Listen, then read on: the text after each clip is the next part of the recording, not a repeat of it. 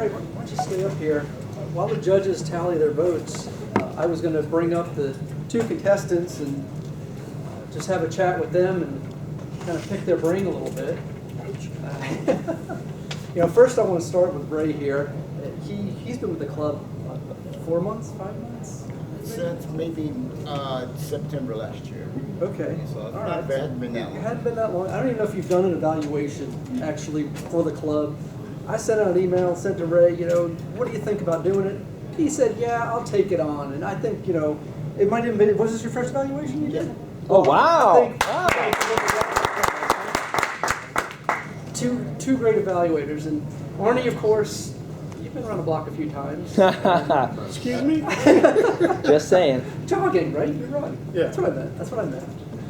Arnie, I wanted to ask you, and this is something I'm still trying to tackle, is do you have a methodology that you approach evaluations with in the sense of like your notes? Do you divide them up in different sections? Do you, when you capture the notes and then when you actually are preparing to deliver it? Do you have anything you can share? I actually attended a TLI where some guy was trying to make a living off of Toastmasters in giving evaluation seminars. And he gave a very rough outline of how he recommends you do it. And that was that you divide a piece of paper into 3 parts. And the first part, the beginning of the evaluation, is you compliment the person, because in here we always want to encourage. So the first part is all the good things that the person has done about the speech. But we also want criticism. We want constructive criticism. So the second part of the evaluation was the things that they did incorrectly or perhaps needed improvement on. And you could go into as much depth to that as you want in a 2-minute time frame, but not to be cruel or mean or anything like that, but make sure that all of the points were constructive. Like if they did something poorly, you had an answer, how to do it better. And then the third part was to re-compliment and to reiterate the first part, and also, if they did the second part, how they could become a better speaker. And I've used that rather successfully, I think, for quite some time. There are other techniques. There's a person in this club who does it differently and quite spectacularly successful, I think.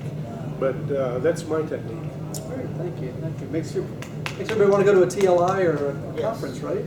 It's a lot of things I didn't know about it. Exactly. I didn't either, so we're in the same boat. Tom Brady knows it all. Yeah, well, Ray, question for you, it's almost like table topics, but do you think you focus more on the speaker or the speech? You see what I'm saying? I think Or balance of the two, actually. I think the speaker, the speech, because Actions, yeah, tone, actions, tone, etc. is he engaging? Are people paying attention to him? Right. Yep. Is he giving eye contact? Is he swarming? Is he doing this? Is he using the PowerPoint right? True. The illusion, There you go. the illusion. As a contest master, I would ask our speakers to have shorter titles so that I might even be able to memorize them. No, actually not. All right, well, thank you, gentlemen. I think you both did an excellent job. We've got a video that Joel is going to throw up on the screen about conquering your fears, I believe. This is on, just so you know, these are public resources, right? You don't need to have a login, or? Correct. Okay, so Toastmasters.org. So it's not our Telecom Park Toastmasters where you're looking at the agenda.